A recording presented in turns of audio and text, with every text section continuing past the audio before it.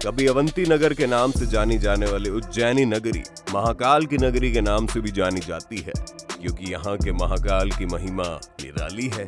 इस मंदिर से जुड़े बहुत सारे ऐसे रहस्य हैं जिनके बारे में सभी लोग नहीं जानते। महाकाल की कृपा जिस पर हो जाती है वो उसे सफलता की श्रेष्ठ ऊंचाइयों पे पहुंचा देते हैं। महाकाल की कहानियां सम्राट विक्रमादित्य से जुड़ी हुई हैं, जिनके नाम से हिंदू कैलेंडर बनता है।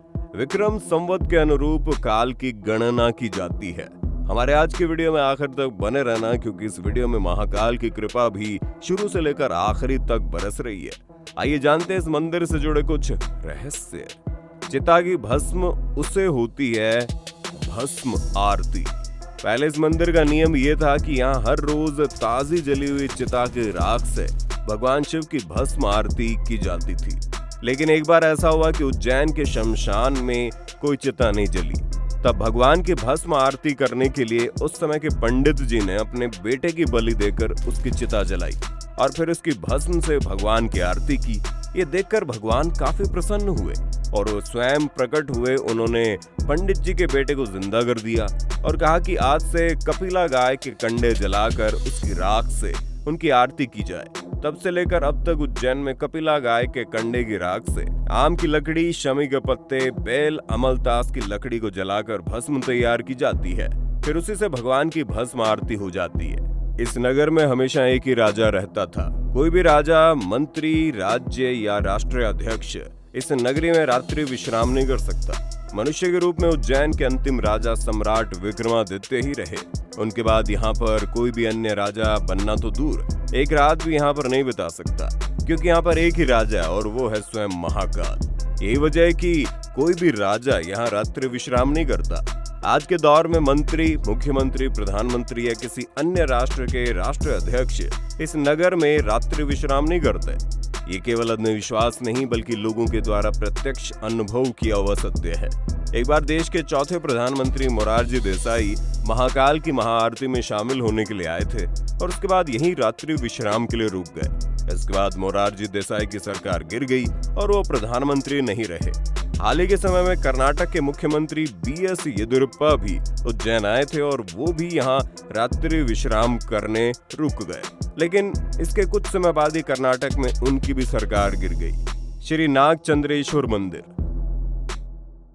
महाकाल की नगरी में यहाँ रहस्यमय मंदिर भी मौजूद है, जिसके बारे में बहुत ही कम लोगों को पता है। और इसके पीछे कारण है कि मंदिर साल में केवल एक ही बार खुलता है और वो भी नाग पंचमी के दिन। दर्शन उज्जैन का जो शिवलिंग है वो 3 भागों में विभाजित है। सबसे निचले भाग में महाकालेश्वर, मध्य भाग में ओमकारेश्वर और सबसे ऊपरी हिस्से में नागचंद्रेश्वर भी मौजूद है। सबसे ऊपरी हिस्से में भगवान शिव तक्षक नाग के ऊपर अपने पूरे परिवार के साथ विराजमान है। मंदिर में चढ़ाई जाती है शराब। मंदिर में काल भैरव का मंदिर भी मौजूद है, जहां उन्हें शराब पिलाए जाने का रिवाज है। मंदिर के गर्भगृह में मौजूद पूरी दुनिया का इकलौता ऐसी जगह है जहाँ शराब जैसी चीजों को दूर रखा जाता है। लेकिन इस मंदिर के आसपास आपको दुकानों में शराब बिकती हुई आसानी से मिल जाएगी। यही एक रहस्य है इस मंदिर में शराब का चढ़ावा कब से शुरू हुआ और ये परंपरा क्यों शुरू की गई। महाकाल के नाम का रहस्य। महाकाल के इस नाम के पीछे 2 रहस्य हैं। महाकाल के नाम के पीछे का पहला रहस्य एक राक्षस के वध से जुड़ा हुआ है। पुराने समय में इस नगरी को अवंती के नाम से जाना जाता था और उस वक्त इस नगरी में दूषण नाम का राक्षस उत्पात मचाया करता था। तब महाकाल स्वयं प्रकट हुए और उन्होंने दूषण का वध कर दिया। वो इस राक्षस के काल के तौर पर प्रकट हुए थे। तब नगर के वासियों ने भोलेनाथ से प्रार्थना की और भोलेनाथ यहीं के शिवलिंग में स्थापित हो गए। ऐसा माना जाता है कि वो अनंत काल तक यहीं स्थापित रहेंगे और शिवलिंग को महाकालेश्वर के नाम से जाना गया।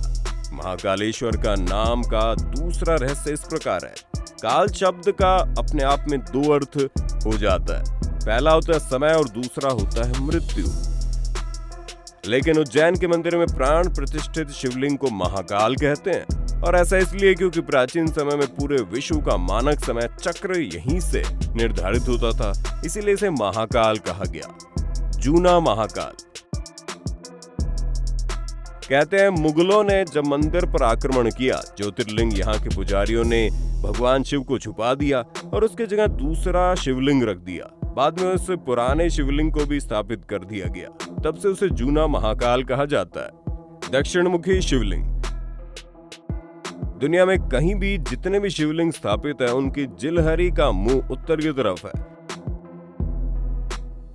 लेकिन उज्जैन नगरी में विराजमान शिवलिंग की जलहरी दक्षिण दिशा की तरफ है, इसलिए इसे दक्षिणमुखी शिवलिंग कहा जाता है। रहस्यमय भक्त।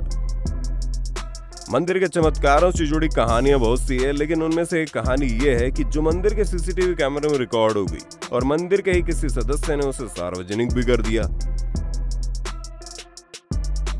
सावन के महीने में रात के समय भगवान महाकाल को बेलपत्र से ढक दिया जाता है। उसके बाद यहाँ पर कोई नहीं आता, लेकिन सीसीटीवी कैमरे में आप देख सकते हैं कि कोई अदृश्य शक्ति है जो यहाँ मौजूद है और भगवान की पूजा कर रही है। हालांकि इस घटना की पुष्टि मंदिर के पुजारी नहीं करते, लेकिन साधुओं का मानना है कि भगवान शिव सभी के हैं, चाहे वो कोई मनुष्य हो या फिर कोई और। हो सकता है कोई अदृश्य व्यक्ति महाकाल की उपासना कर रहा हो। आपका इस बारे में क्या ख्याल है, हमें कमेंट में बताना। महाकाल की भस्म आरती का रहस्य। कहते हैं इस नगरी पर पुराने समय में राजा चंद्रसेन का राज चलता था और उनके राज्य को हड़पने के लिए राजा रिपुदमन ने उन पर हमला कर दिया। साथ ही उसने राक्षस दूषण को नगरी में उत्पात मचाने के लिए भेजा, तो नगर के वासियों ने भगवान शिव से अपनी सुरक्षा की गुहार लगाई। कहते हैं अपने भक्तों की पुकार सुनकर भगवान शिव न केवल प्रकट हुए बल्कि उन्होंने राक्षस दुश्मन का नाश कर दिया। इसके बाद भक्तों ने भगवान शिव से यही रह जाने का आग्रह किया। भक्तों की बात मानकर भगवान शिव महाकाल की नगरी में स्थापित हो गए। साथ ही उन्होंने दूषण की चिता की राख से अपना श्रृंगार किया। तब से यहाँ भस्म आरती की शुरुआत हुई। एकमात्र स्वयंभू शिवलिंग। जिस प्रकार अंतरिक्ष में ताड़केश्वर शिवलिंग, पाताल में हाटकेश्वर शिवलिंग है, इसी प्रकार से उज्जैन नगरी में स्वयंभू भगवान महाकाल का साक्षात शिवलिंग मौजूद है। पूरी दुनिया में समय की गणना यहीं से की जाती है। स्वयं काल भैरव ही काल का नाश भी करते हैं। दोस्तों, ये थी भगवान महाकाल की नगरी में मौजूद भगवान के मंदिर के रहस्य में बातें। वीडियो देखने वाले सभी भक्तजनों से अनुरोध है कि कमेंट सेक्शन में जय महाकाल जरूर लिखें। फिर मिलेंगे नए वीडियो में, तब तक के लिए जय हिंद, जय भारत, वंदे मातरम।